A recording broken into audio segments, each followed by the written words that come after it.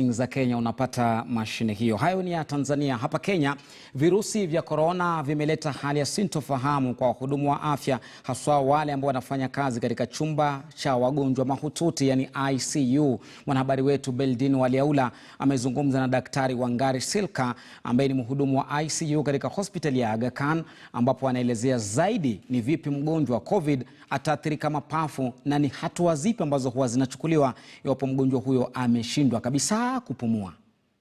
Daktari Silka Wangari anatuelezea ni vipi mgonjwa wa COVID-19 anafikia hatua ya kulemewa hadi kushindwa kupumua na kupelekwa katika chumba cha wagonjwa mahututi. When you get to the point where breathing is a problem, your oxygen levels are dropping, you're finding it difficult to breathe, then you will be brought to the intensive care unit or the ICU. So we normally would start you off in a ward setting, watching you very closely. But when it becomes clear that your lungs have been taken over by this COVID infection, then we bring you to the ICU and we help you with your breathing.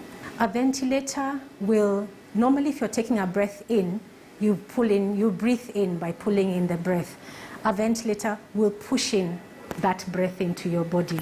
So we who work in intensive care will set the machine, the ventilator, such that we tell it how much to push into your body, which is based on your weight. So we tell the machine, for this patient that I now have here who has COVID infection, give him this amount of a breath in terms of liters, this number of times a minute.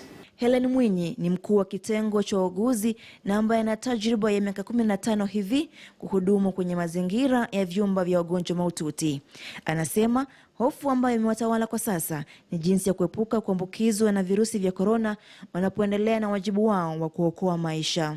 Working in an ICU is very challenging. To see your patient who you thought is coming up well, then another day is going down, another day is coming up well. And God forbid, unfortunately, we lose others, not because good care was not given. Lakini maisha ya wahudumu hawa wa afya yamebadilika pakubwa, kwani sasa ratiba yao ya kazi imebadilika na hawajui watapokea mgonjwa majira yapi, huku wakihofia idadi yanayopelekwa kwa vyumba hivyo inaendelea kuongezeka kila uchao.